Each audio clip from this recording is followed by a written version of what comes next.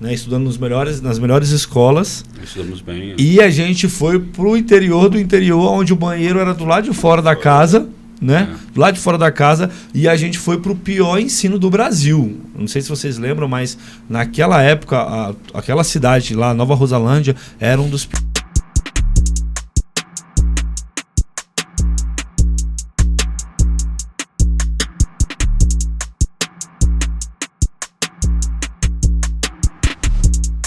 Fala pessoal, tudo bem? É com muito prazer, com muita honra aqui na nossa mesa, na nossa mesa, que hoje eu vou entrevistar, estou aqui com dois gigantes.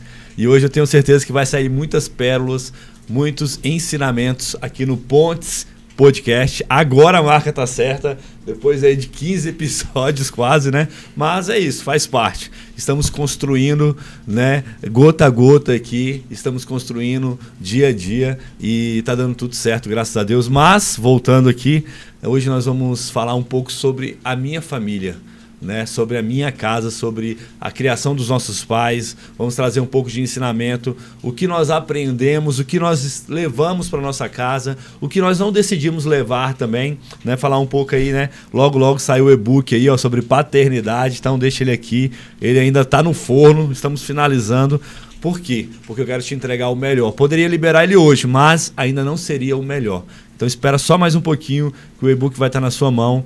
E hoje eu tenho a honra de apresentar dois gigantes, né? Literalmente nós fomos criados juntos, saímos do mesmo pai, da mesma mãe, e nós vamos trazer lições incríveis. Então sejam bem-vindos, meus irmãos de sangue e irmãos em Cristo, né? Prazer imenso. Thiago Jaime Ferreira Ponte e Matheus Ferreira Ponte, né? A tropa dos pontes aqui. Seja bem-vindo ao meu podcast, ao nosso canal, né? A nossa mesa. A felicidade eu tenho certeza que é nossa, né? É um podcast que traz o nosso nome, como algumas empresas que nós temos que também traz o nosso nome. E mais ainda, né? Contar um pouco da raiz, de onde você construiu esse... Não só trouxe esse desejo de falar sobre paternidade, mas a paternidade que você também teve, né? Acho que mais ou menos isso, né? É isso mesmo. Como nós fomos criados. É um privilégio poder estar fazendo parte disso, né? Não só porque você é nosso irmão, mas é um projeto realmente que vem para impactar vidas, né? E se a gente, do outro lado lá da tela, lá, a gente puder ajudar uma pessoa que seja, já valeu a pena, né? Verdade. Tá aqui, tirar esse tempo, trocar ideia, porque eu acho que a intenção é essa, né? É sobre os outros, não sobre a gente. É isso mesmo, a gente trazer o que nós temos aprendido e o que Deus tem feito nas nossas vidas, né, através da paternidade, através de todos os ensinamentos e poder chegar nas casas, nos lares. Mas eu apresentei o nome, né? Fala um pouco, Thiago, por favor, da sua família, da sua casa. Quantos filhos você tem? Né? Ó, ele conseguiu ganhar de mim, gente, conseguiu, ainda, né? Então, minha casa é uma casa numerosa, nós somos... eu sou casado com a Michele, uma mulher maravilhosa, já fazia essa base aqui. É isso aí, agora é a hora. Uma esposa que tem me ajudado a caminhar e a criar os nossos filhos. Eu sou pai de 4 filhos, né? E agora mais recente nós tivemos gêmeos. Eu crio também o Bernardo, que é filho da Michele em outro relacionamento. Eu tento passar para ele aquilo que eu ensinei, aquilo que eu vi que dá certo, aquilo que eu vivo, mostrar para ele o que eu vivo. E tem também o Kevin, né? O Kevin, ele é um sobrinho que eu criei ele durante alguns anos. E esses dias atrás eu tive o carinho de ouvir da boca dele falar assim, você é um exemplo de pai para mim. Então, assim, é muito gratificante, é muito gostoso, né? Lá em casa... Falar o nome dos meninos? Fala a escada aí. Vamos lá. Falei do Kevin, né? Então, o meu primogênito é o Atos. Ele tem 17 anos. Tá terminando já o curso de logística agora, técnico em logística. Tem o Arthur. O Arthur, certeza que o Arthur vai ser empresário igual nós. O cara é Moleque, 14 anos, mas assim, ele vai pra loja, ele toma a frente da loja, a galera chega assim, cara, teu filho é maravilhoso e tal, é despojado, é conversa, dá ordem, sabe? Aquele cara fala assim, dá ordem com carinho, mas dá ordem, fala, ó, passa o pano aqui, faz aquilo. E tem o Thiaguinho e o Heitor, né, que são os bebês, eles têm 1 ano e 7 meses, 1 ano e 8 meses, se eu errar aqui, Michele me pega, 1 ano e 8 meses, e o Bernardo, né, de 11 anos, que a gente abraçou, e eu amo muito. O Bernardo já está comigo, quando eu conheci ele, ele tinha de 4 para 5, é isso mesmo, 5 anos de idade, ele já está comigo, não, tinha mais, 7 anos, que eu tô, tinha 4 anos, 7 anos aí. É uma história, né? É uma história, já é um caminho. É uma história. Então, calma aí. Então, são 6. Estou contando aqui. Isso. Gente, vamos contando aqui, hein? São 6. Eu não vou falar os nomes que eu vou errar, entendeu? Mas são 6, né? Isso. O Kevin e o Bernardo. O Kevin já criado, tem 23 anos, já criado. Foi um menino que eu peguei... Quando eu conheci ele, tinha 6 anos. Ele não era filho da minha ex-esposa. Ele era filho da irmã dela, que tinha falecido. E a minha ex criava ele. E quando nós casamos, ele veio morar conosco. Ou seja, eu não tinha filho antes do casamento, mas ele já veio como presente. Como, vamos dizer assim, como se fosse um treinamento para os que viriam. Uhum. Um treinamento ali. E aí, 2 anos depois, quando eu decidi ter os filhos, eu já tinha um pouco dessa experiência, que foi, um pouco não, né? Muitos passos acertados e outros que foram, com certeza, nós erramos para aprender também, e foi muito fundamental. Logo veio o Atos, veio o Arthur, e o Bernardo foi outro grande presente na minha vida. Eu vejo que esses meninos, eles me ensinaram muito. Por quê? Você não pode ter distinção na sua casa de criação. Nem para os que são o que é o seu filho genético, aquele que veio, né? Que é seu mesmo, 100% seu. Como você não pode ter de um enteado, você não pode ter de um menino que você cria de um, né? De uma adoção. Por quê? Porque não tem como você ter 2 lideranças em uma casa. Então, dosimetrar, como é que fala a palavra? Dosimetrar, medir isso, saber colocar os pontos certos na hora certa, tem que ser muito bem assim acertado, para que você não privilegie muito um e não deixe o outro. Eu acho que eu me fiz entender. Perfeito. Porque muitas vezes o que a gente acha, né? A gente acaba privilegiando os filhos de sangue, legítimos, vamos dizer assim, de sangue, né? E às vezes deixa o outro de lado. Ou pelo contrário, você fica com dó do outro por não ser de sangue, e aí você começa a privilegiar ele e deixa os de casa. Então, uma coisa que você está explicando aqui pra gente é que nós precisamos ter a mesma régua. A mesma. Entrou dentro da sua casa, é a mesma régua. Uma coisa que eu falo aqui pros pais, né, dos coleguinhas do Davi, da Mariana, entrou na minha casa, é minha regra. Claro que eu não vou bater, né? Mas assim, é a mesma voz, é a mesma... Se eu tiver que chamar a atenção, eu vou chamar a atenção. Se um não comer, o outro também não vai comer. Não tem isso. Entrou na minha casa, é a mesma régua, é a mesma regra. Então nós precisamos entender isso. E muitas vezes dentro das casas, né, irmãos, tem essa falha, né? O pai, ele se sente devedor mais para um do que para outro. Ou o pai apadrinha um filho e a mãe apadrinha um outro. E aí você tem réguas diferentes, criações diferentes dentro da mesma casa. Então isso que você trouxe para a gente aqui agora é uma das lições mais poderosas na criação e na paternidade, que é você ter uma régua, você ter uma regra, você ter uma palavra, claro, cada um com a sua individualidade. No seu tempo. Mas você ter uma palavra para todos os filhos, porque aí sim, eles vão te honrar, vão te respeitar e você vai conseguir avançar. E você, Matheus? Bom, eu sou casado também, sou casado com a Débora. Quantos anos? Há 10 anos já. Sou pai da Luna, a Luna tem 14, a Luna não é desse relacionamento, é de um relacionamento passado. Menina tá crescendo aí, eu pisco, ela Ela já esticou. Já chega o cara na porta assim, ó. E aí, sogrão? Eu já dei uma resolvida nisso aí. Tem umas coisas guardadas lá em casa já pra essa hora. Pra bater aquele papo, né? Mas é uma bênção ela, né? Ela nunca morou comigo, eu nunca tive essa oportunidade, né? Mas ela é uma bênção e eu tento estar na vida dela na medida do possível, até porque ela mora em outro estado, né? Ela não mora em Brasília hoje, ela mora em Lusiânia, daqui lá dá mais ou menos uns 80 quilômetros, mas é isso, ela é uma bênção na minha vida, presente de Deus. E ela é braba, né? O homem tem que ser forte, o homem vai ter que ser forte. Vacilou, ela dá um chute no pé da orelha e já derruba o cara, entendeu? A Luna é uma bênção, a Débora, minha cunhada, né? Também, a Michele. Nós temos uma família muito, muito abençoada, graças a Deus. Irmãos, eu queria iniciar, né, fazendo uma pergunta para vocês.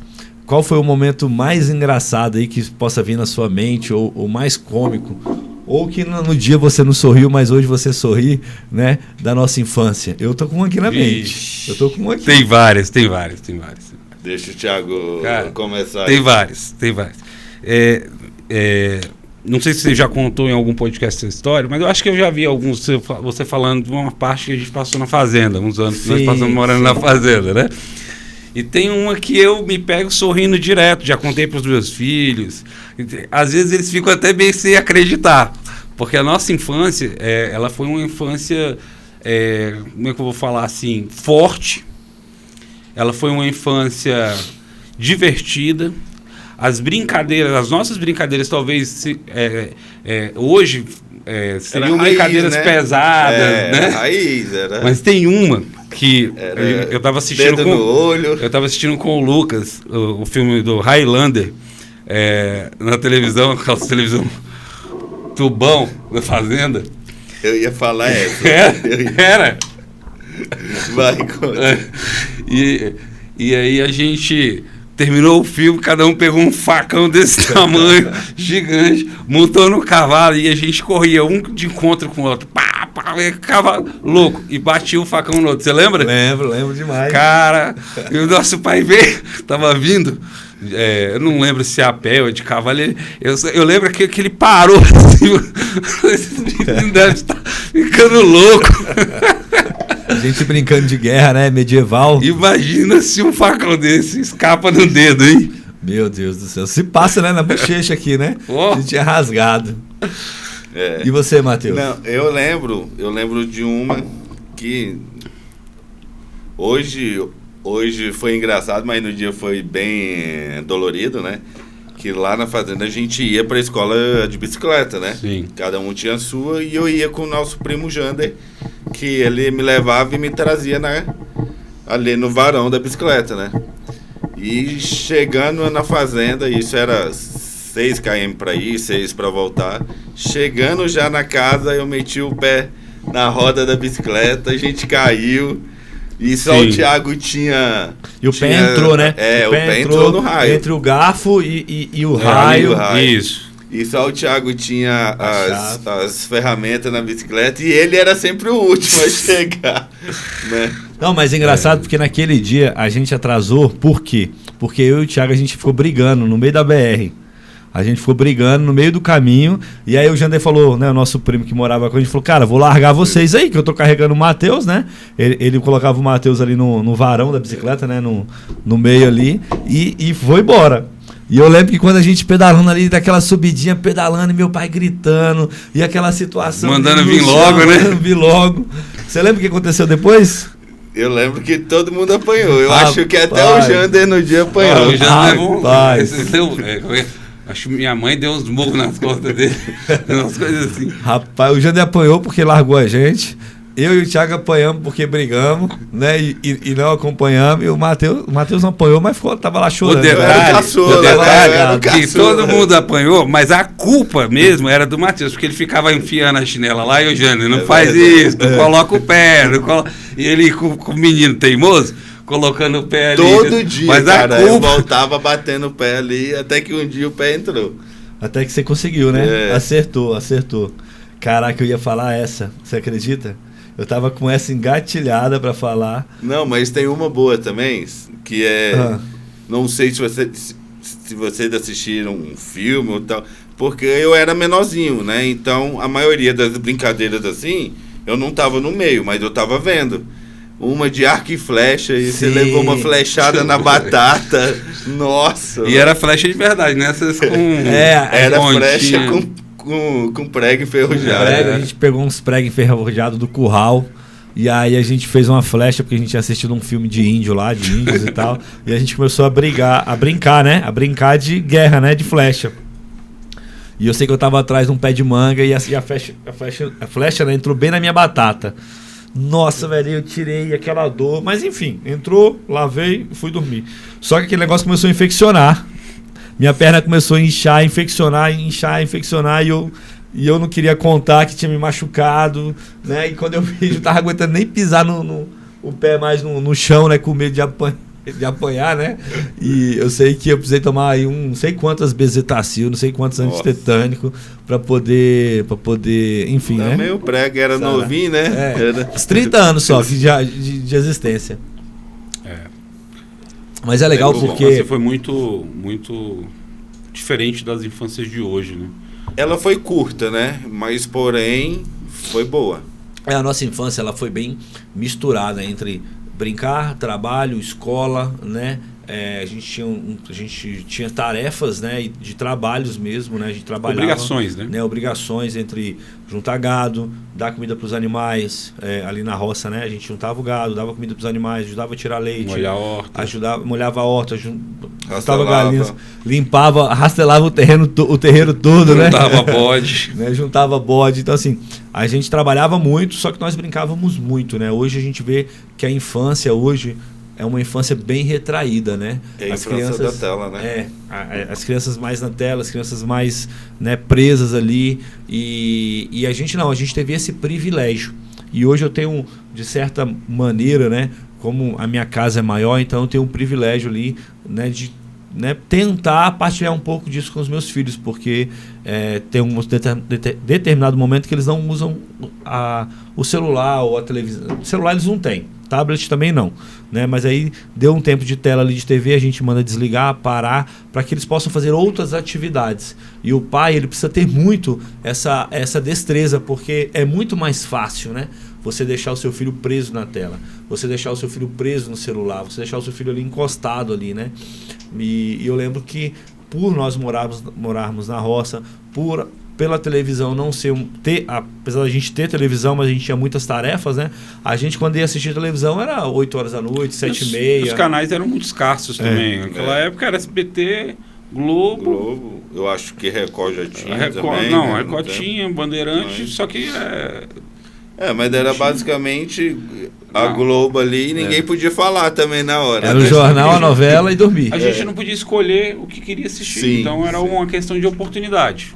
Isso Quando mesmo. Passava um filme ali que a gente tinha a opção também de assistir, ou tinha um momento para assistir, a gente tinha que agarrar aquele momento. De fato, vivia o filme. E muitas vezes a gente assistia um filme fazendo uma outra tarefa, que isso é interessante falar.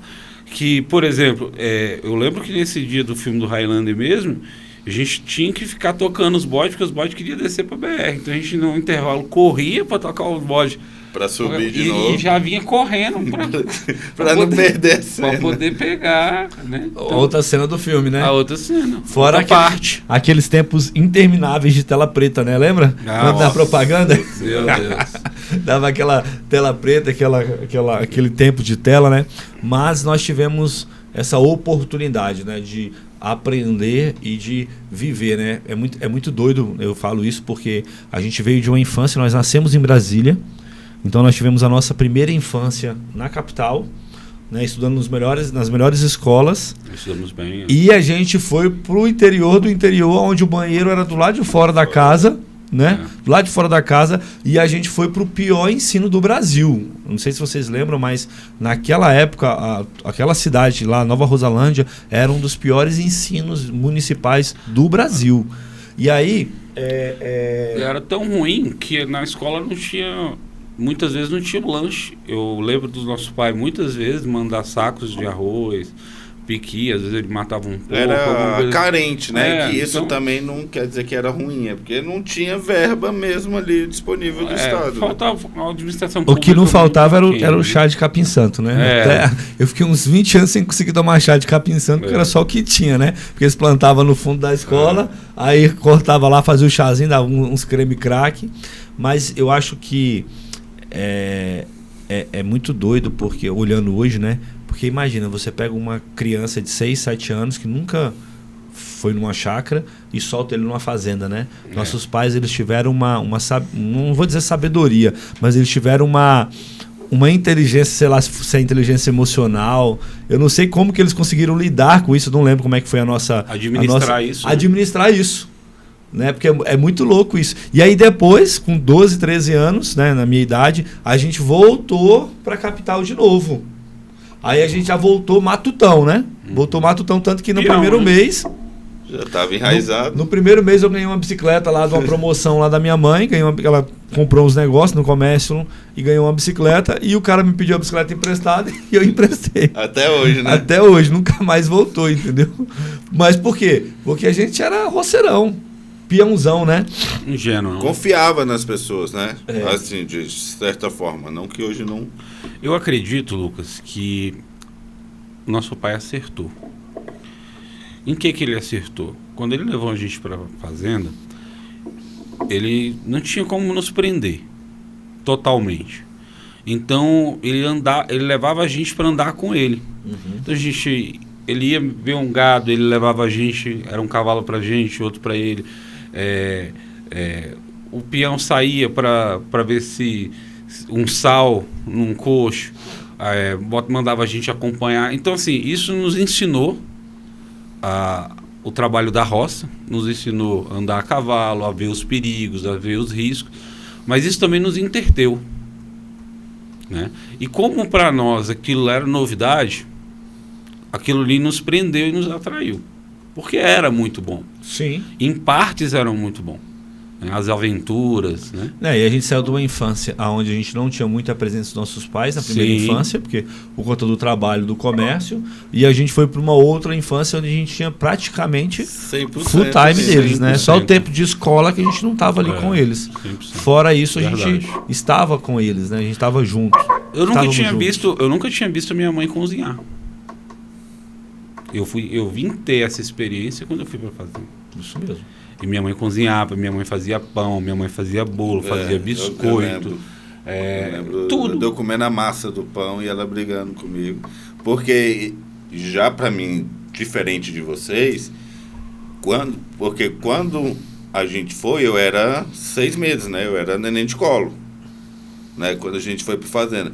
Então eu vivi isso, eu sempre via minha mãe cozinhando, cuidando da casa. Sim. E tal. Quando a gente voltou, para mim foi um choque, porque minha mãe voltou, né, para a loja e a casa tinha sempre outra pessoa fazendo. A minha mãe não fazia, mas ela sempre, ela e o nosso pai trabalhava e pagava uma pessoa para fazer em casa, mas não era mais da minha mãe. Sim. Né? Então, para mim, isso foi um choque.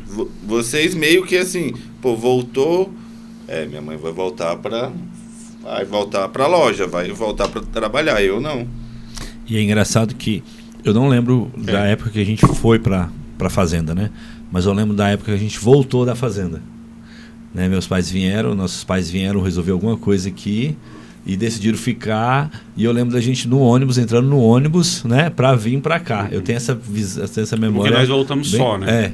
Eu tenho essa memória bem real na minha mente, né? Da gente voltando, deixando tudo para trás ali, a fazenda, agora vamos para Brasília, vamos ficar em Brasília, vamos tocar as empresas de volta, vamos assumir e vamos avançar, né?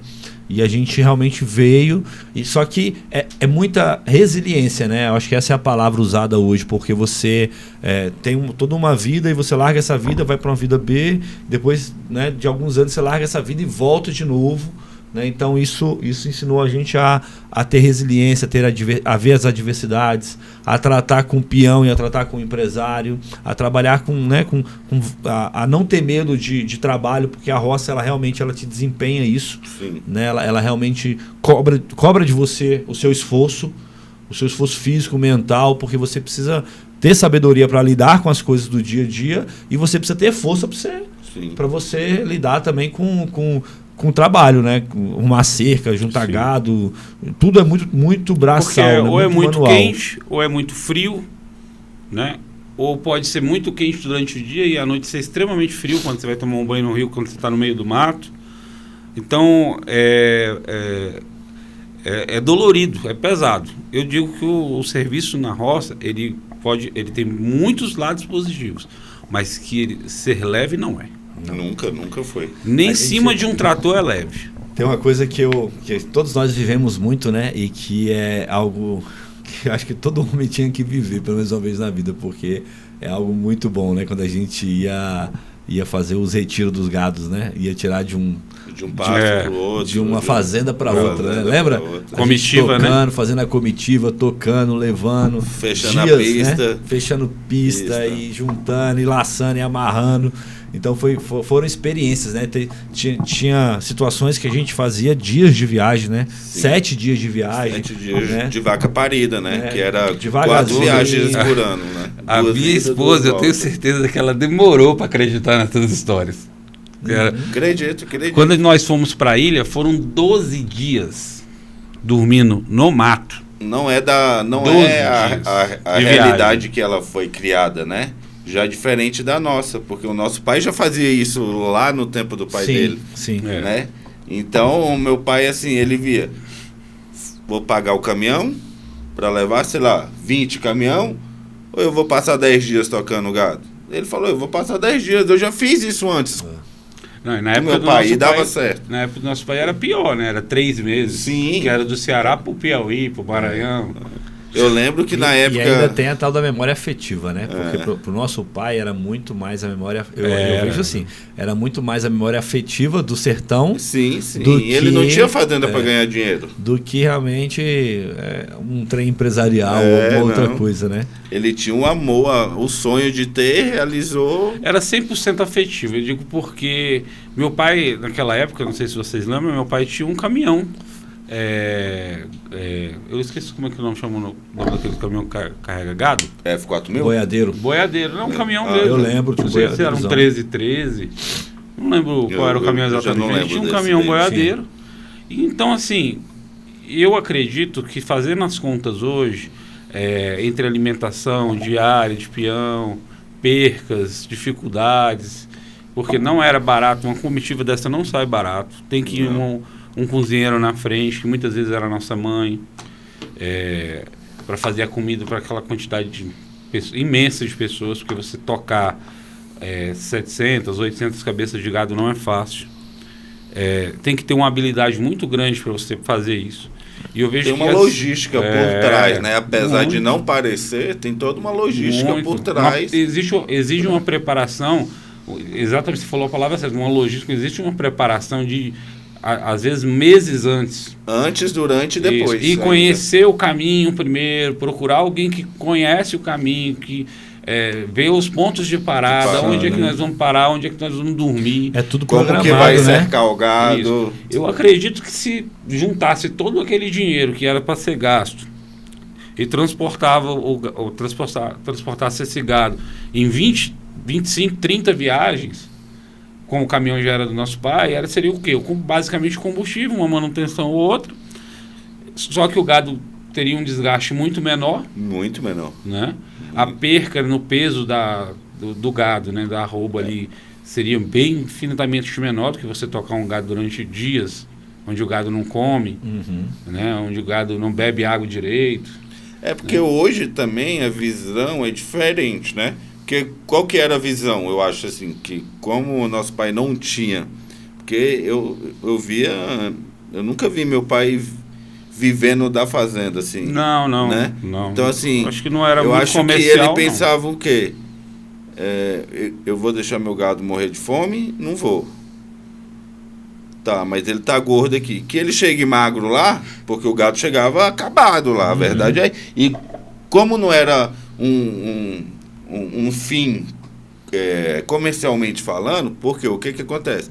Era 2 viagens para ir, né? Que primeiro era a vaca parida com bezerro, e a tocada é diferente da vacada solteira. e depois vai... Só que o que acontece? Isso tem um desgaste na carne do gado. Sim. Querendo ou não, a carne fica mais dura, o gado fica mais perde judiado, peso, né? Exato, mas mas naquela época não tinha ele não tinha acesso a essa informação, né? Naquela época que a gente fala, gente, para deixar claro aqui pro pessoal, Lucas, isso tem 20 anos. Eu tenho 40 anos. 30 hoje, anos. Né? Isso tem tem mais de 30 anos. Não, na época do gado? 32 anos, 33 anos, por aí. Que começou. É porque... A ilha Como eu sou mais novo do que vocês. A ilha foi a ilha tem uns 20 foi anos. o mais distante. Só que a gente já fazia isso, que era às vezes um dia inteiro. Entre os vizinhos, um dia e meio, né? era, né? Que a gente ia lá esqueci o nome do vizinho lá, que era longe pra caramba. Mas, gente, tinha ele também. Mas assim, foi muito bom, né? Eu acredito que hoje nós podemos tirar essas lições, né? E eu acredito que mesmo nosso pai, ele foi intencional. E uma coisa que eu tenho ensinado para os pais e tenho falado aqui no nosso canal, né, é que nós precisamos ser intencionais. Intencionais no homem, né, na menina, na mulher, que nós vamos gerar, que nós vamos ensinar. Porque gerar um filho não é só o tempo de gravidez. Mas você gerar um filho é você realmente ser intencional na criação dele ali, no legado que você quer deixar para ele, né, nas instruções que você quer ensinar para ele. Então nossos pais, né, na verdade, nosso pai e nossa mãe, eles sempre nos ensinaram o valor do dinheiro, o valor do dinheiro também, né, mas o valor do trabalho, a importância do trabalho, né, que o trabalho duro, ele realmente traz uma recompensa. Trabalho né? Um trabalho duro, um trabalho com inteligência, um trabalho com economia ali de gastos, de energia, né? Então, assim, ele traz uma recompensa, né? E o nosso pai, ele sempre foi um homem muito sonhador. Ele sempre foi um homem muito sonhador, um homem que tinha uma visão além ali do normal. Nosso pai tinha uma visão além do normal. E ele tinha uma característica que eu vejo muito pouco hoje nos homens, que é o quê? Ele sabia gerar esse sonho nos nossos corações. Porque a gente só agarrava junto com ele. A nossa mãe, né, só estava lá na cozinha, lá cozinhando junto com ele, né? Porque às vezes teria até eles tinham condição de pagar alguém, a semente, né? Mas ele sabia plantar a semente do sonho. Ele sabia falar assim, visão, nós vamos trabalhar juntos, nós vamos conquistar juntos, porque nós vamos, no final do ano, ter tantas vacas a mais, vamos ter essa colheita, vamos, né, comprar uma terra nova que seja, enfim. Sim. Então nós precisamos entender e trazer isso para nossa casa. E é algo que eu gero dentro da minha casa, é o quê? Gerar esses sonhos com os meus filhos. Daqui tantos anos nós vamos nos mudar. Daqui tantos anos nós vamos ter isso daqui. Esse podcast aqui, esse canal, essa sala aqui, ela foi gerada em sonho, construída aos poucos, entendeu? Uma grande lição que eu aprendi com meu pai e na fazenda, que depois eu quero que vocês tragam uma também, é que as coisas levam um tempo. Então, quando você está na fazenda, na roça, você aprende muito isso. Você não chega e pega o milho pronto. Você desmata, passa, limpa, né? Você desmata, você junta, você ara a terra, você aduba a terra, você planta o caroço do milho lá, você espera chover, crescer, colher, ralar. E tudo no tempo certo, né? E tudo tem que dar certo. Porque se você plantar e não chover... Não, por isso que tem que dar por isso que certo. Tem o tempo certo de tudo. Não adianta você querer plantar algo, sei lá, em março, sendo que só tem um mês de chuva. Entendeu?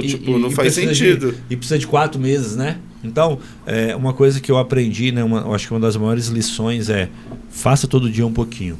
Faça todo dia o que tem que ser feito. Sabe? Não deixa a ansiedade, às vezes a nossa ansiedade de querer que os nossos filhos, né? Se desenvolva mais rápido, de querer um sonho nosso para o nosso filho. Uma coisa que a gente tem que tomar muito cuidado cara, você quer que seu filho sonhe o seu sonho ou o sonho dele? Entendeu? Perfeito. Então, assim, né? E aí eu vou construindo devagarzinho. Esse estúdio aqui, ele demorou 1 ano e meio para começar a funcionar mesmo. 2 anos. Igual tá funcionando agora, pleno, semanalmente, foram 2 anos. E não é fácil. De jeito nenhum. Mesmo hoje... Não é fácil. Liga aqui, o carro mexe ali, o microfone não funciona e tal. Isso é a grande dificuldade dos empreendedores de hoje, Lucas. Não ter resiliência. Isso mesmo. Não, porque ser empreendedor, ser empresário como nós somos e nós fomos criados, você tem que bater o martelo todos os dias. E você nem não todo pode dia desistir. A martelada vai dar certo, né? Não pode Na desistir. grande maioria das vezes a martelada não vai dar certo. É isso aí. Só que eu até esqueci. Na verdade, a frase está na minha cabeça e ela não está saindo. Que foi de um amigo nosso, do Marcos Dalbelo, falou ontem. Que, cara, como é que... Eu acho que você escutou também, Lucas. Deve ter escutado. Que ele falou assim... Deixa eu ver se tá aqui onde eu anotei. Como é que é? Porque muitos querem o resultado na hora, né? Muitos querem exemplo. Eu formei aqui e já vou ganhar 20 mil. E não é assim que funcionam as coisas. O longo prazo demora, mas paga bem. Mas vale a pena. Não desista. É isso. Longo prazo demora. Isso, sabe? Isso mexeu muito comigo. Pega essa frase aí, gente. Ó. O longo prazo demora, mas ele paga bem. Não desista. Isso mesmo. É isso. É sobre isso, entendeu? Cara, quem não desiste, nada vence a persistência. Agora, ela pode vencer você se você não continuar. É isso. Entendeu? E qual me cita aí uma lição, Matheus, que você carrega aí dos nossos pais? Dos nossos pais ou da fazenda ou do geral, assim? Uma lição. Cara, no geral, assim, eu via que nossos pais eram muito parceiros, sabe? Claro que, como todo casal, eles tinham as suas diferenças, mas depois que alinhava, podia chover canivete que os dois estavam juntos. E a época da ilha, né, que eu já estava mais velho e tal, e eu acompanhava mais meu pai nessa época. Por quê? Porque vocês estavam mais envolvidos com as lojas aqui, né? Uhum. Então, nessa época, meu pai me ensinou um pouco de tudo. Meu pai me ensinou a dirigir. Eu tinha 12 para 13 anos ali, eu já dirigia a F4000 com 4, 5 animal em cima da gaiola. Meu pai também não dava mais conta de dirigir para longos prazos, né? 5, 6 horas de volante ele já não dava mais conta. Então, ele sentiu essa necessidade de me ensinar. Mas, ao mesmo tempo... ele me ensinou que a gente fazia tudo com caminhão. Carregava gado, cavalo, se precisava carregar madeira para uma cerca a gente fazia. E aí eu lembro que a gente estava puxando uma madeira para fazer a divisa da terra lá da ilha, que ele tinha acabado de comprar. E ele falou assim para mim, ó, o pai não pode fazer força, então você vai... levar o caminhão até o pé da árvore, até onde, né, o caminhão dava conta de ir para a gente puxar a madeira, só que você não pode só dirigir. Você tem que descer, você tem que pegar, você tem que jogar em cima do caminhão junto com os outros peão. Então a gente tem uma frase que a gente fala entre nós, né, que às vezes a gente era pior do que peão, né, que a gente trabalhava e não recebia, né. Mas assim, isso foi um grande ensinamento, porque eu podia falar, pai, eu quero só dirigir. E ele podia falar, ok. Mas ele, não, você tem que ir lá, você tem que pegar, você tem que mostrar para eles que você é dono. Então, isso é um ensinamento para tudo, né? Porque quando você tá, igual aqui nesse podcast, o Lucas sabe um pouco de tudo daqui de dentro. O cabo ali não tá funcionando. Não, peraí, vamos tentar fazer assim, não vamos? Né? Então, se não tiver ninguém, ele desenrola sozinho. Claro que precisa ter alguém, mas ele não fica refém daquela pessoa. Né? E eu acho que esse foi o maior ensinamento de vida assim, que meu pai e minha mãe conseguiram me passar. Não só saber mandar, né? Mas exato, saber fazer. Saber também, executar. Né? E você, Thiago? Rapaz, honestidade. Eu lembro de um episódio que, inclusive... Eu vi eles fazendo e depois apliquei. Quando nós voltamos da fazenda, não era plano de voltar da fazenda. Houve um problema numa das empresas do meu pai aqui, e ela passou por uma crise e ela se endividou. Então minha mãe veio, quando ela chegou, que ela tomou pé da situação, ela já não voltou para a fazenda. Ela veio para fazer umas consultas de ginecológica, coisa, né? Rotina. E ela já não voltou. Ela ligou pro meu pai, falou: ó, Inácio, eu não vou voltar, pode vir, que a coisa aqui tá feia. E o meu pai veio para Brasília, né? Retornou para Brasília. E logo em seguida nós viemos. Como o Lucas falou, de ônibus. Quando nós chegamos, a dívida era muito alta. Era muito dinheiro. E eu via minha mãe e meu pai negociando naquela época, e eu tive uma oportunidade, eu não sei se mais do que vocês, ou coisa do tipo, mas eu via, meu pai me levava em negociações. Então, eu via o meu pai e a minha mãe tratar com as pessoas. Então, dependendo da pessoa, não era meu pai que falava, não era nosso pai, era nossa mãe. Entendeu? Então, esse jogo que o meu pai fazia, eu aprendi com ele. É melhor você falar com ele, mas você fala assim, qualquer coisa, se ele não aceitar, deixa que depois eu vou, entendeu? Então, assim, eu via minha mãe negociar com a Coca-Cola, por exemplo. Falou: olha, eu não tenho dinheiro para pagar isso aqui agora, mas você faz o seguinte, você me fornece X mil em mercadoria e eu vou vender a mercadoria, na próxima eu já pago aquela e mais a mais antiga, o boleto mais antigo.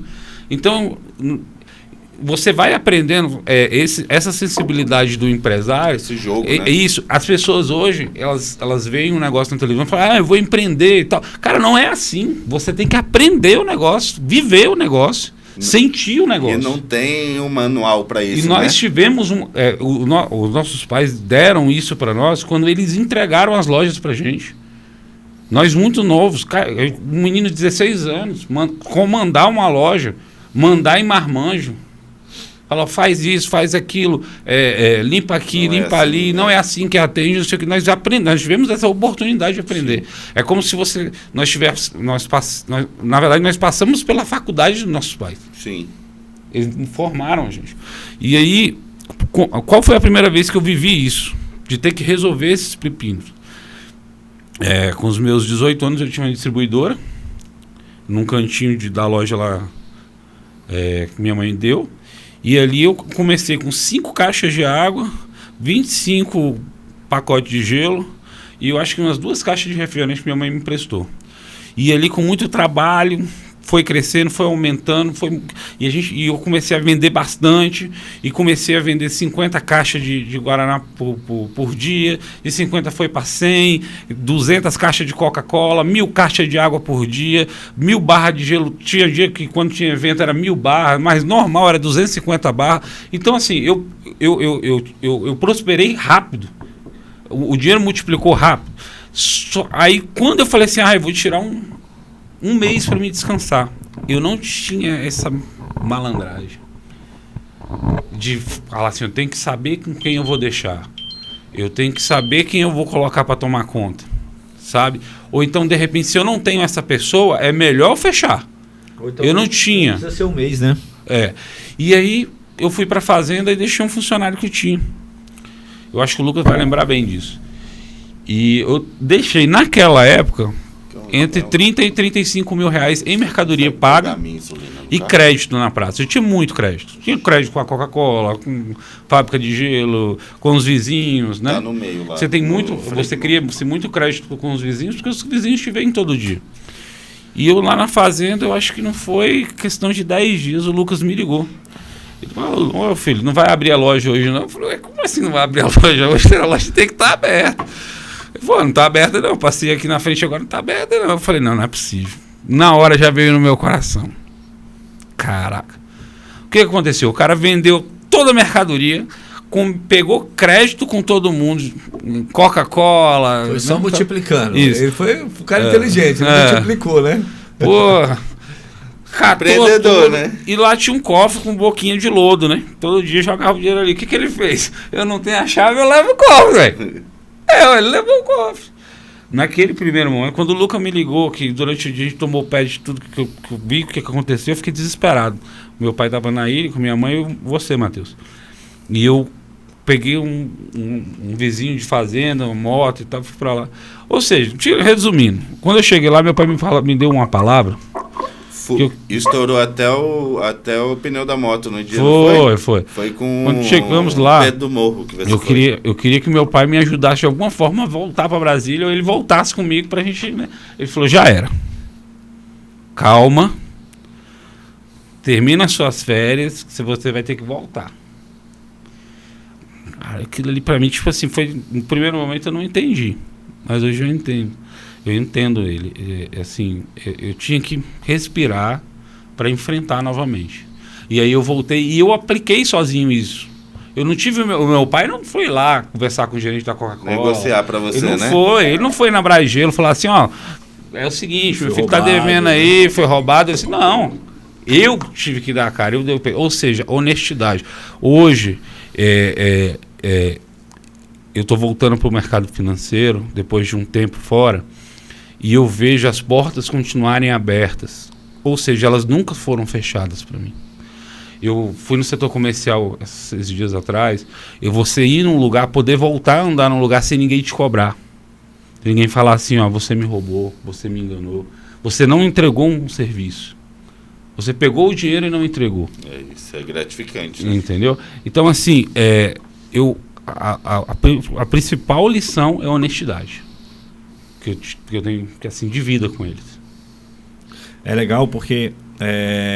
o que você está falando, Thiago, talvez só para contextualizar e por que você fez isso também? Porque você viu nossos pais fazendo isso. Sim. Você falou no início que viu nossa mãe, né, negociando com a Coca-Cola, negociando com as empresas, os né, fornecedores, para poder não deixar de receber a mercadoria, não deixar de trabalhar para poder, né, dar contrapartida, né, e ir pagando e quitando. Então, quando aconteceu esse prejuízo, você teve esse prejuízo e, enfim, você não recuou, porque você, de certa forma, você já sabia como fazer, você já tinha sido treinado, você já tinha observado. E uma grande lição que a gente pode trazer para nossa casa, para os nossos filhos aqui, a criança, né, o filho, ele aprende observando. O adolescente, ele aprende nas suas ações. E muitos pais acham que estão deixar o filho só em casa, só estudando, só isso. Você está poupando ou você não está ensinando o seu filho, entendeu? Ou você está... enfim. E eu quero te dizer uma coisa, que o seu filho ele vai aprender muito mais do seu lado. E ele não precisa falar, ele só precisa observar. Observar como você negocia, observar como você passa pelas crises, como você passa pelas guerras, né? Uma coisa que nossos pais nos ensinaram é o quê? O que você falou, né? Aprenda em todos os setores. Esteja apto para todos os setores. Você não precisa trabalhar em todos os setores, mas você precisa entender de todos os setores. Então, quando você vai comprar um microfone, não manda ninguém comprar. Né? Ou se mandar, mas estude sobre ele, sabe? Pegue nele, né? Antes de eu estar aqui sentado aqui apresentando um podcast, eu ajudei a gravar vários filmes, eu ajudei a carregar cabo, eu ajudei a preparar a luz, eu ajudei a montar microfone, ajudei a montar a câmera, depois aprendi, fiz sozinho, entendeu? Então, para mim chegar aqui, sentar aqui, né? Hoje tem um Cauã para me ajudar, mas se tiver um cara aqui que não sabe fazer nada, eu consigo montar, explicar para ele os botões que eu consigo explicar para ele, né? O botão que ele sabe. Talvez não fique tão bom quanto o Cauã, porque o Cauã hoje é profissional, eu não sou, né? Mas eu consigo me desenrolar e movimentar. E a gente vê muitos jovens hoje, muitos homens hoje, parado no tempo, porque você estava falando, né? O cara não sabe se o problema do carro é falta de gasolina ou a bateria que acabou. Sim. Olha só. Não sabe identificar, né? Uma coisa que, para nós três aqui, é um absurdo. Você ligar um carro, ele não dá a chave, você achar que é a gasolina, mas ele não acendeu nenhuma luz no painel, por que pode ser a gasolina? Calma aí, não. Pra gente é algo... A gente nem pensa, né? A gente já está dentro de nós. Né? É lógico. É surreal, mas existe. Mas por quê? Porque a gente foi treinado na trincheira, a gente foi treinado na média e a gente foi treinado na alta. Então nós tivemos momentos onde a gente estava só ali dentro ali da cozinha, cozinhando, então tocando gado, lá atrás, levando poeira na cara. Sendo bandeirinha. Sendo bandeirinha pro gado passar na gente, BR. Pra quem não sabe, o bandeirinha é o pior serviço que tem. Porque às vezes você fala, eu tô lá atrás do gado, cara, lá você tem mais um parceiro pra conversar, tem outro... O bandeirinha, você passa o dia todo sozinho, isolado do povo. Eu acho que é o guia, viu, filho? Cara, não. E é ruim. O guia também é ruim. É ruim. Ser o guia do gado. E muitas vezes você guia nem sem saber pra onde tá indo. Você não conhece a estrada. Pega essa reta aí, vai indo, né? Mas assim, quando você entende isso, né, isso não quer dizer que você não vai passar pelas dificuldades, né? Mas é diferente. É diferente a maneira que você encara, é diferente a sua postura quando você chega. Você entra nela já com outra visão, né? É diferente quando as pessoas sabem com quem tá lidando. Pô, tô lidando com o Lucas Sabe o que é uma câmera, ele sabe o que é um microfone. Eu não vou inventar lorota aqui. Não vou inventar lorota pra ele, entendeu? Eu lembro que uma vez eu tava com um amigo meu, e aí ele tava fazendo alguma coisa, cara, ele foi comprar alguma coisa. E aí o cara, é R$1.000. Aí ele, tá bom. Aí eu falei, tá bom não, calma aí, cara, calma aí, tá bom não. Eu falei, não, meu irmão, dá um desconto aí pra gente, pô. A gente vai pagar à vista. Pô, você vai fazer a gente rodar, dar mais uma volta aí, pra ver se você acha em outro lugar. Sabe? Eu acho que eu consigo mais barato, pô. Aí o cara, não, mas é porque tá difícil. Não, eu sei que tá difícil, mas dá um desconto pra nós aí, vê o que você consegue. Aí eu sei que nessa brincadeira o cara deu uns R$200 de desconto. Caiu pra 800. Aí o meu amigo chegou assim e falou assim, caraca, Lucas, eu tenho que andar com você.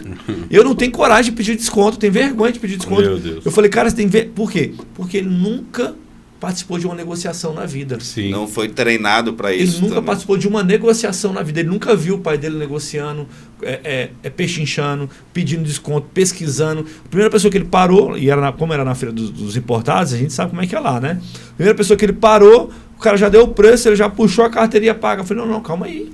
E as pessoas, às vezes, elas entendem como lucro. Exemplo, você comprou uma coisa de R$10 por R$10. Vendeu ela por 20, você ganhou 10 de lucro. Não. Se você conseguir comprar aquilo por 10 e você pagar 8, tudo bem. Os seus lucros os 10 Só que aqueles 2 é um lucro que não existia. Ele é 100% lucro. Ele não tem nada a ver com o capital investido.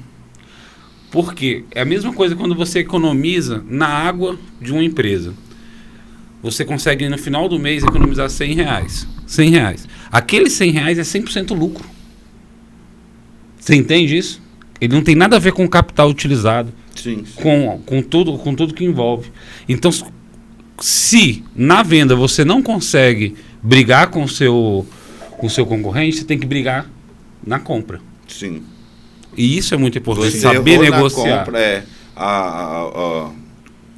o grande segredo não está na venda, né? Está na compra. Na compra. E você saber comprar. Saber comprar o produto e saber pechinchar. Igual o Lucas falou, você vai fazer a gente andar, né? Deu um choque. Muitas vezes, o mesmo choque que eu faço é o seguinte, cara, eu tô pagando antecipado. Mercadoria nem chegou. Tô pagando antecipado, eu não tô pagando à vista. É isso aí. Tô pagando antes, né? Você tem 3 dias. Às vezes o cara nem tem o dinheiro para me mandar a mercadoria. É isso mesmo. E isso é muito engraçado porque essas percepções, esses ensinamentos, muitos deles, não é a faculdade que vai ensinar. Não é a escola que vai te ensinar. Na verdade, eu costumo dizer que as coisas mais importantes da nossa vida, os ensinamentos mais importantes, eles são passados de geração. Eles são passados aqui, ó, nessas rodas. Então, por que é importante você estar num podcast, assistir podcast que realmente vai te instruir? Porque é aqui que vem os ensinamentos. É aqui que você vai ver na prática o que a pessoa passou. Né? Aprender com os erros das pessoas, com os acertos da pessoa. Porque a escola, cara, ele vai te ensinar uma matéria, ele vai te desenvolver em uma matéria. Agora, a vida, você precisa viver. A vida real, né? Entendeu? Você precisa viver ela. Por que o Nabrasa é bom? Porque o Nabrasa, você vai num evento, e eu sou apaixonado, né? Nessa tua ideia, Lucas. Você é um visionário. Assim, meu irmão, visionário, eu sou apaixonado por você. O Nabrasa é um evento de empresários ou de quem quer ser um empresário. Eu acho que a pessoa que quer ser um empresário e tem a possibilidade de ir num evento desse, que eu já fui em vários eventos diferentes, né? Ele vai ouvir empresários, verdadeiros empresários, não é coach que sabe falar, que acha que funciona, não, verdadeiros empresários, os caras que realmente trabalham com aquilo em várias áreas diferentes, né? Com empresários assistindo, você assistindo com eles, com a possibilidade de bater um network, De aprender, o cara falar assim, eu quebrei, aí você poder ter a oportunidade de chegar lá e você quebrou por quê? Porque quando você aprende porque o cara quebrou, dificilmente você vai quebrar, porque você sabe que naquele buraco você não vai pisar. Você pode até quebrar, né? Mas não naquela dor. Não naquela dor, não naquele buraco. Vai ter outra dor daí, entendeu?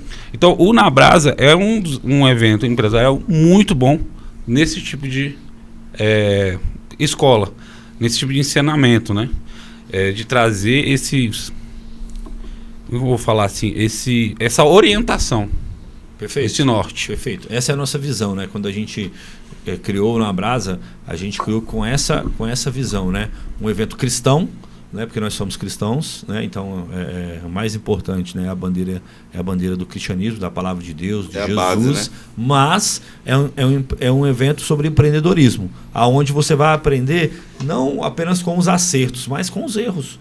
Sabe, como é que você encurta um caminho? Como é que eu vou encurtar um caminho aqui? Como é que eu não vou cair nesse buraco? Sabendo que já existe um buraco nesse caminho. Sabe? Como é que... Né, eu lembro que eu tava viajando e com o Cauã e minha família, a gente estava indo para Porto Seguro e a gente passou numa estrada e quando era meia-noite eu caí num buraco. Eu caí num buraco, fiquei na mão, um rolo danado, troquei o pneu, quando foi trocar o pneu, o carro já estava sem bateria. Enfim, aí parou um cara, ajudou a gente. Aí quando a gente parou mais na frente, no hotel para descansar, todo mundo morto, já exausto. O cara falou, moço, como é que você dirige num lugar daquele, numa hora dessa, 11 horas da noite? Né? Eu falei, não, porque eu queria chegar aqui no hotel. Ele falou, não, mas aquele lugar é um dos trechos mais perigosos da BR. E cheia de buraco. Eu falei, eu não sabia que tinha buraco e eu não sabia que era o trecho mais perigoso. Por quê? Porque eu não conhecia aquele caminho. Então, se eu tivesse tido contato com esse cara antes, ele ia falar para mim o quê? Ó, não passa a noite, porque tem muito buraco, você não outra vai ver. Rota, né? Ou então você vai pegar outra rota, que pode ser mais longe, pode demorar mais, só que ela é mais segura. Entendeu? Ela é mais segura. De buraco você não vai ter problema. Perfeito. Entendeu? Então, a intenção do Na Brasa, do evento do Na Brasa, que é um evento de homens, exclusivo para homens, né? Ele é isso. É você entender, cara, essa estrada eu vou pegar, mas essa estrada tem buraco. Então, como a gente tem um cara que já passou, que já estourou o pneu, que já quebrou o carro, já caiu nesse buraco. Já caiu. Ele vai falar pra gente, ó, tem uma outra estrada que demora mais. Só que você não vai ter buraco, você vai ter talvez um outro risco. E tem uma outra que é mais curta, que eu não conhecia, e agora eu conheço. E ela é mais curta, sabe? E ela tá novinha, e você nem sabe, cara. Talvez ela tenha só um pedágiozinho no meio do caminho. Entendeu? Então o Na Brasa, ele é isso, né? Nós vamos ter 4 palestrantes, dia 7/12 agora.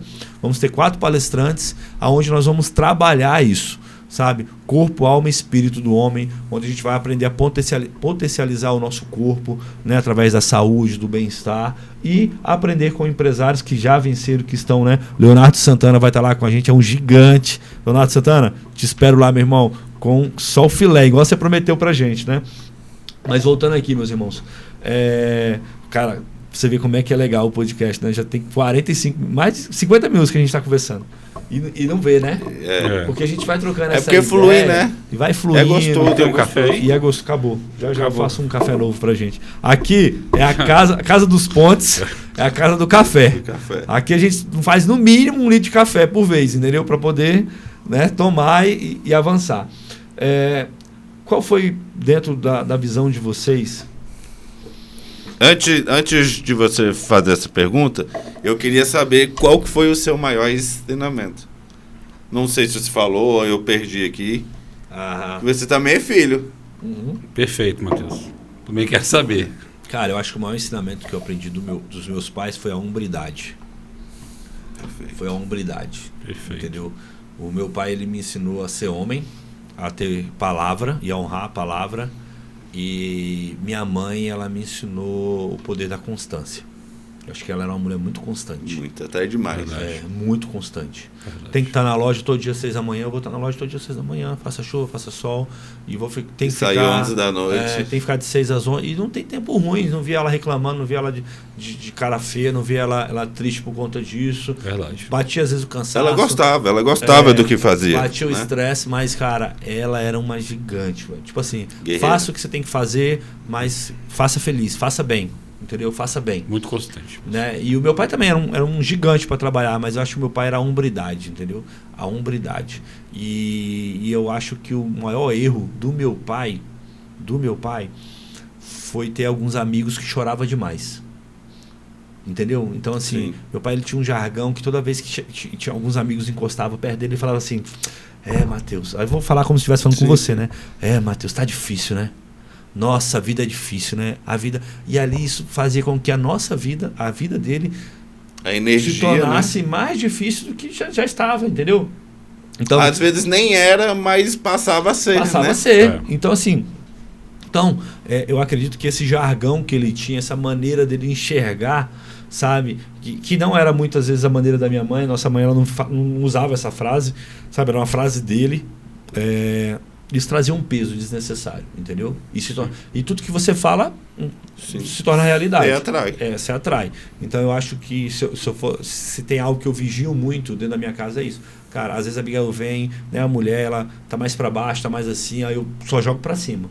Não, vamos vencer, não, vamos dar certo, não, muda esse espírito, não, toma um banho, vamos para o próximo capítulo, a gente perdeu aqui hoje, mas amanhã a gente vai ganhar, entendeu? Estamos devendo aqui, mas a gente vai quitar e pagar, porque eu já passei por situações assim, né? Como Tem saída. Tem saída, né?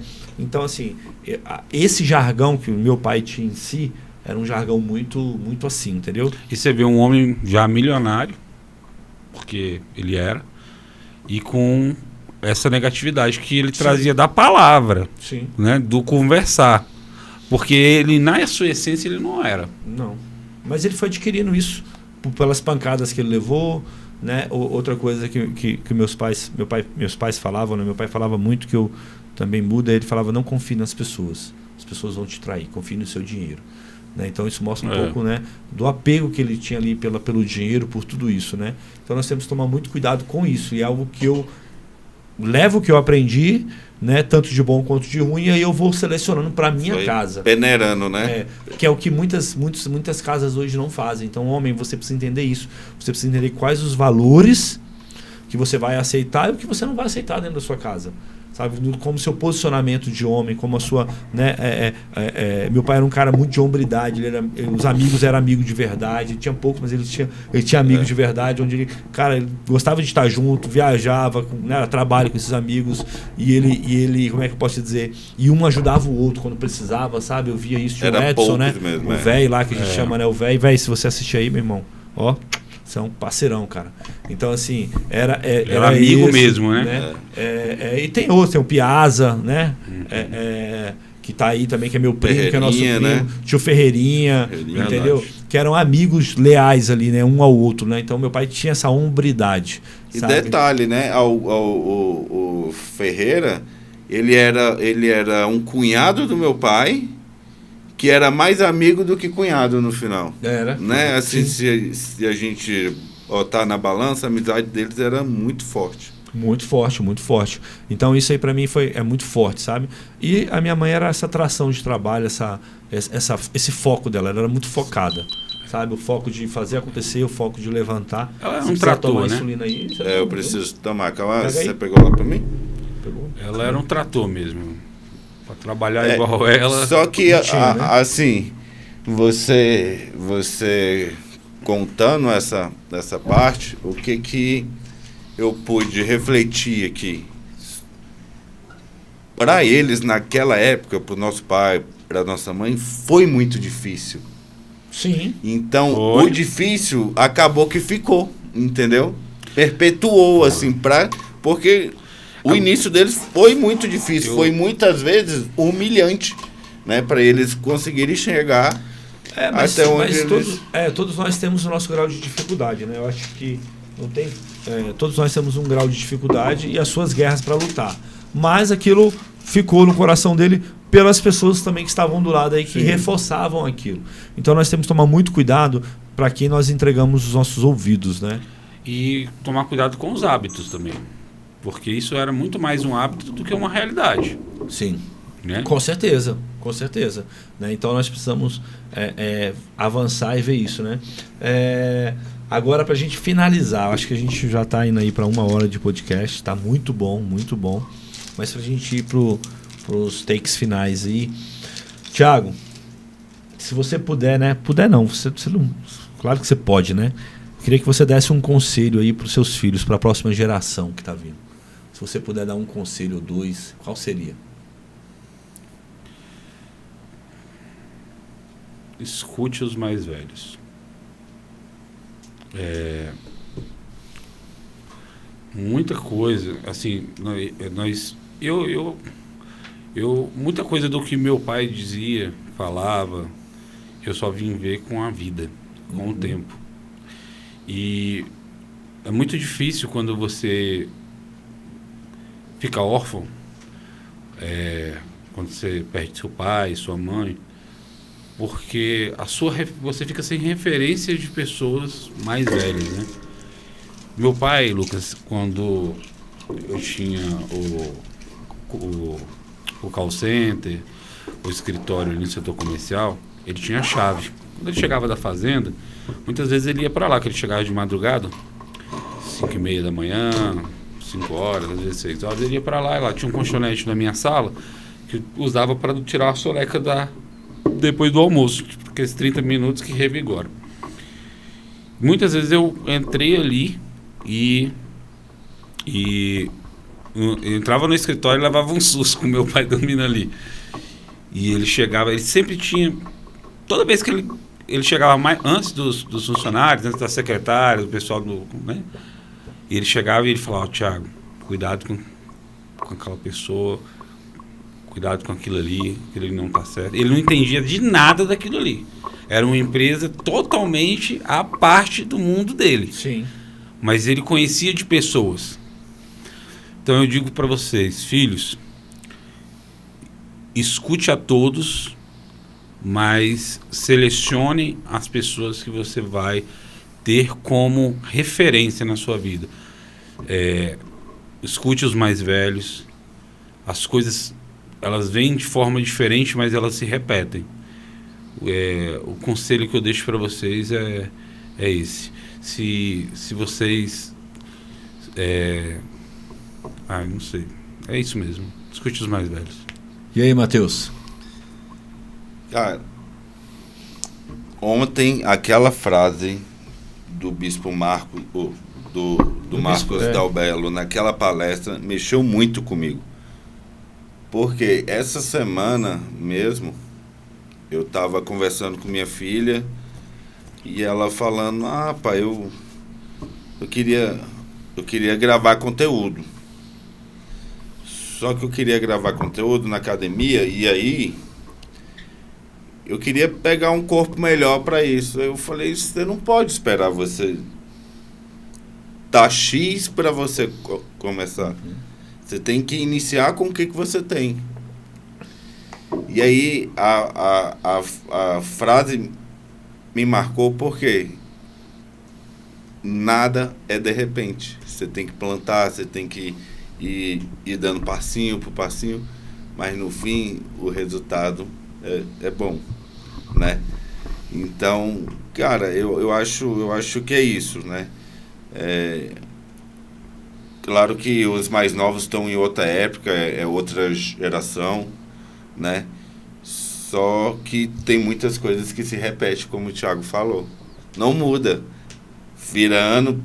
É igual o desenho do Tom e Jerry. Pode passar 20 anos, 50, 100 anos. Vai ser sempre o rato correndo atrás do gato, né? Sim. No caso porque o gato nunca pega o rato ali, né? Nunca consegue, ele sempre se ferra. Então, por isso que eu falo que é o rato correndo atrás do gato. Então, tem coisas que não mudam. Às vezes muda como é que eu posso simplificar aqui? Muda o ambiente, mas o final, a circunstância é a mesma. Tem pelo menos 3.000 anos que nós ensinamos os mesmos princípios da riqueza, da prosperidade, que nós lemos ele e são nos ensinados, que são os provérbios de Salomão, nos livros ali, né? Então, assim, se não fosse ali algo que se repetisse, ou se não fossem conselhos que tivesse valor, não tem sentido 3.000 anos atrás. Se há 30 anos atrás não existia celular, né? Há 30 anos não existia. 30 nada, 20 anos atrás. É isso mesmo. Ontem não existia isso aqui, ó. Não existia isso aqui. Né? Então, um livro de 3.000 anos atrás, esse que está aqui na mesa. O manual da vida, né? Mesmo, né?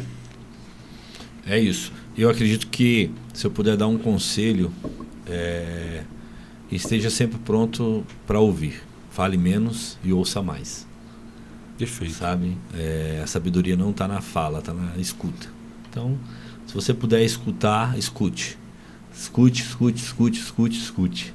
Né? E uma frase também que o Marcos falou ontem, né, que mexeu muito comigo, né, naquela palestra, diz assim, né? Nós falamos o que sabemos, mas reproduzimos o que somos. Então, você que é homem, você precisa ser homem. Talvez você tenha falado que você é muito homem, que você é muito macho, que você faz e acontece, e você não está reproduzindo isso, porque você não está tendo essa atitude.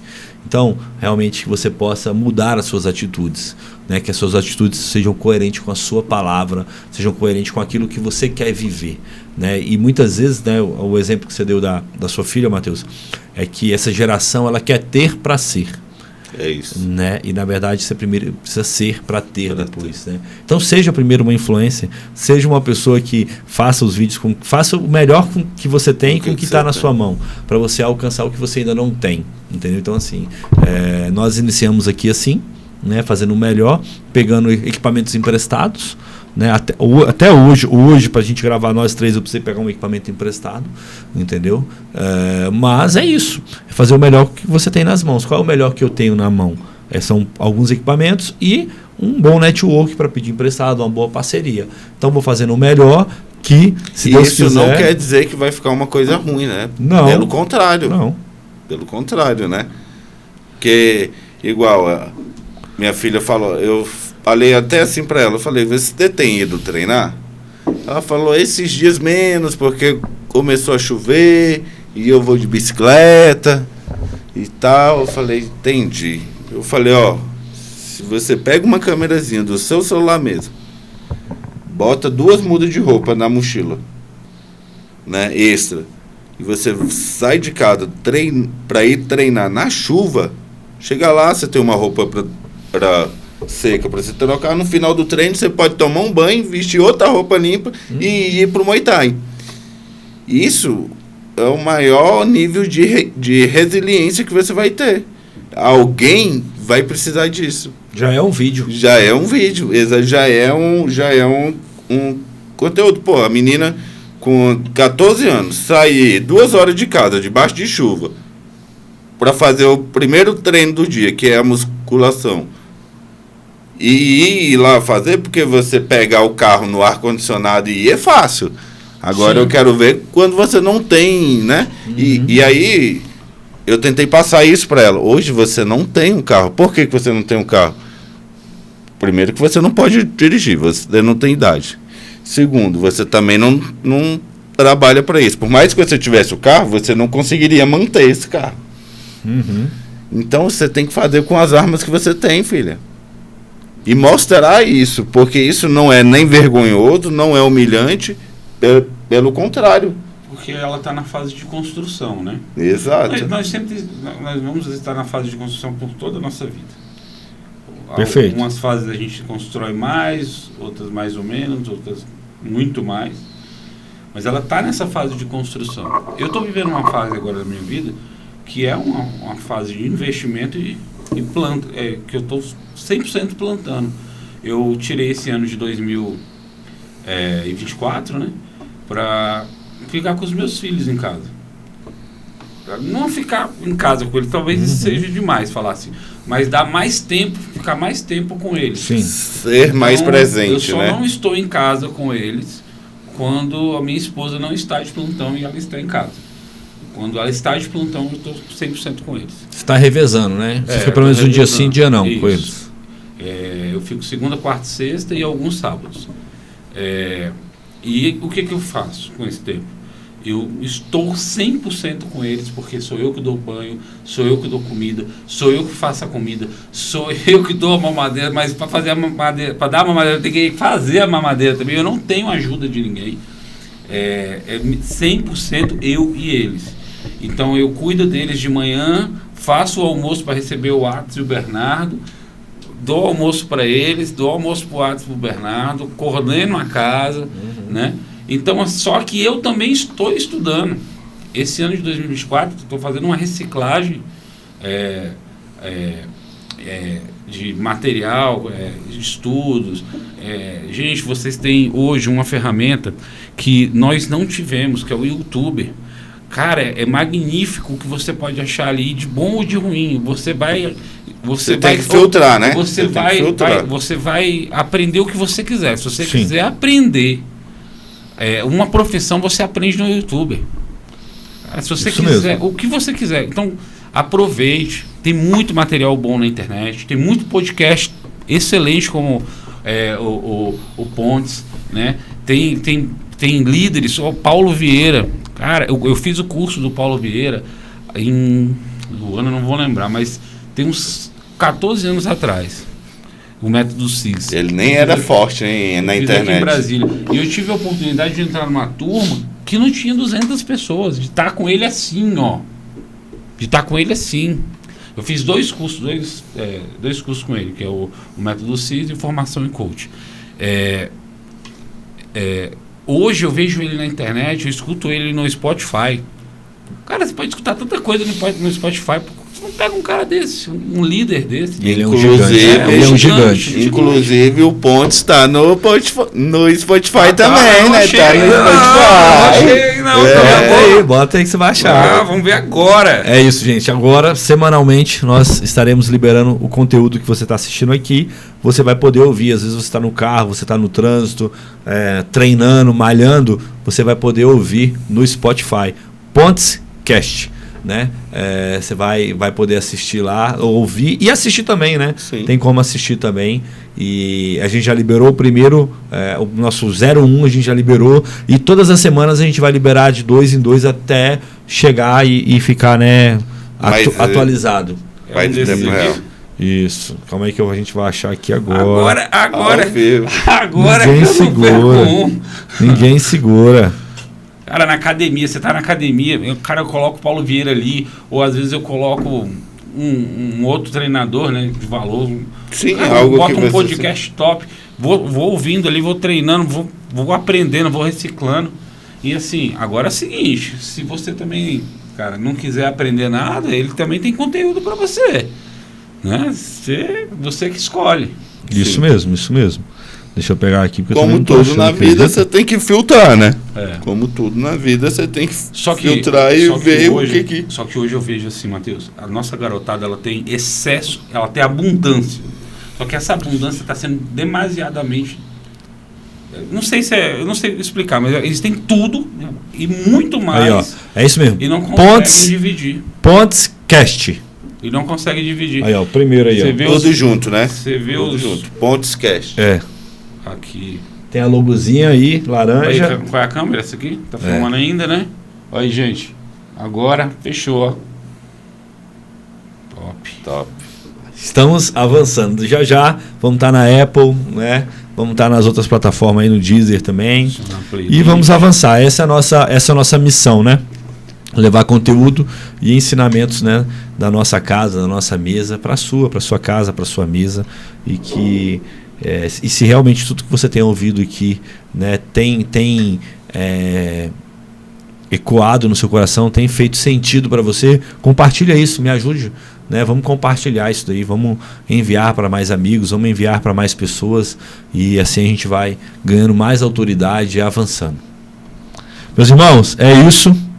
Eu acho que a gente falou muito, mas falou pouco, porque a gente ainda tem muito para falar. Para ficar, né, o gostinho do doido aí. Então, a gente precisa deixar. Se vocês gostarem, comenta aí pedindo parte 2, que aí a gente volta. É isso mesmo, a gente tem muita história da nossa casa, da nossa família, dos nossos pais, muito ensinamento. Eu vou relembrando, tudo que eu relembro, assim, eu procuro extrair o ensinamento, o homem que eu sou hoje, né, do menino que eu era, né, há alguns anos atrás. Então, assim, e a gente vai pegando essas histórias, a gente vai destrinchando elas e vai aprendendo e reaprendendo, né? A bispa Priscila, nossa bispa, mentora, né, Priscila Rodovalho, ela tem uma frase que ela diz que todos nós precisamos aprender, desaprender e reaprender, né? Então, constantemente nós precisamos, né, reaprender algo na nossa vida. Mas para a gente reaprender, a gente precisa desaprender algo. A gente precisa deixar algum valor, alguma coisa para ir se remodelando e se fortalecendo. E o nosso intuito é isso. É a gente ter essa troca aqui. Eu não sei de tudo e nem vou saber, mas a gente vai aprendendo um com o outro e nós vamos avançando. E como o Matheus disse, né, deixa aqui o seu comentário, a sua curtida, qual o assunto que você quer que a gente fale nos próximos. A gente pode criar uma série, né? Dê uma ideia de séries, né, pra gente, sobre masculinidade, sobre paternidade, pra gente ir trabalhando aqui dia após dia. Lembrando que toda sexta-feira, às 12 horas, nós estamos aqui, né, nesse canal do YouTube, e depois, toda segunda-feira, às 13 horas, nós estaremos no Spotify. Então vai ser assim, eu lanço na segunda aqui, você me assiste aqui segunda-feira, e sexta-feira eu libero lá no Spotify para que a gente tenha esse tempo aí entre um e outro, né? Um e outro canal, para eles não ficarem brigando, né? E você poder assistir e depois só escutar se você quiser também. Né? Então, estamos avançando todos os dias, Deus tem sido muito bom. Meus irmãos, é uma honra ter vocês aqui. Eu estava ensaiando e pensando que dia que chegaria, né? E eu estava esperando ficar melhor um pouco o ambiente para receber vocês, mas eu já quero deixar o convite para o próximo, né? O que nós vamos ter dia 7/12? Na Brasa. Na Brasa. Na Brasa. Esperamos vocês lá, entendeu? E eu quero deixar aqui um desafio meu, tá? Se você comprar, eu faço parte lá da ajuda lá da organização, me procure, dá um jeito aí, Instagram, ou sei lá, nesse podcast o Cauã deixa o meu WhatsApp aqui. Se você comprar e não gostar, eu te reembolso do meu bolso, né? Porque esse evento não é com o intuito de ganhar dinheiro, ele nem se paga, na verdade, mas é porque eu acredito no projeto, né? E ontem eu fiz esse desafio para um cara, ele chega e regalou o olho assim, eu falei, não, eu acredito. Então, se você for e não gostar, falar, Matheus, não foi nada daquilo que você me falou, eu te devolvo o dinheiro do meu bolso. Não tem problema nenhum, não vai mudar a amizade, nem nada. É do bolso dele, tá? Não é do meu, só para deixar bem claro. Tô brincando. Compromisso feito. É isso. Botou na mesa, hein? Publicamente. Perfeito. Olha, meu irmão, você está de parabéns. Não poderia ser menos do que isso. Eu tenho certeza que em pouco tempo vai estar muito melhor o seu ambiente, porque você é um empreendedor nato, você é resiliente, você é forte, você tem talento, sabe? Eu tenho muito orgulho de você. Eu sou muito feliz pelos irmãos que eu tenho, viu? Eu te desejo sucesso nessa nova etapa, né? Que o seu projeto aqui alcance corações, né? Que guie pais, guie filhos, transforme famílias, né? Eu assisto o seu conteúdo, eu não estou aqui hoje só por, né? Mas eu assisto o seu conteúdo, apesar de você já saber que é bom. A gente consome, né? Boas, a gente consome o conteúdo dele. Cara, várias pessoas eu já assisti que vieram aqui, assim, são pessoas, só tem fera, cara, só vem fera aqui. Eu até achava que eu não deveria vir. Quando eu recebi o convite, eu falei, cara, o que eu vou falar lá? Até gaga eu sou. Mas que Deus te abençoe, viu? Amém. Eu recebo. Tem mais alguma consideração final aí? Não. Acabou? Tudo certo. Muito obrigado pela sua audiência, pelo seu carinho, por nos acompanhar aqui até o final, né, no Pontes Podcast. É uma honra poder compartilhar um pouco da nossa vida, da nossa vivência, do que Deus tem feito, né, na nossa casa, de tudo que nós estamos aprendendo e aprendemos, né, para poder passar para vocês. Quero te dizer que nós temos estudado e trabalhado incansavelmente para que a gente possa entregar o melhor aqui. Nós entendemos que o legado que a gente pode deixar, né, não é herança, nós queremos deixar o legado. E o maior legado que você pode deixar é conhecimento. Né? Conhecimento para os seus filhos, para sua casa, para os seus amigos, para as pessoas que estão do seu lado. Então, nós estamos trabalhando para isso e te espero aqui sexta-feira que vem, às 12 horas, para que você possa assistir o próximo conteúdo. Você que é homem, esteja conosco lá no Nabrasa, dia 7/12. Talvez você seja de outro estado, seja de outro lugar. Se organize, esteja aqui conosco. É um dia, uma imersão, onde você vai realmente, verdadeiramente entender o que é ser um homem. De homem para homens. Deus te abençoe, te guarde, te fortaleça. Tenha um bom final aí, né? De tarde, de sexta-feira. E vamos para cima. Um abraço.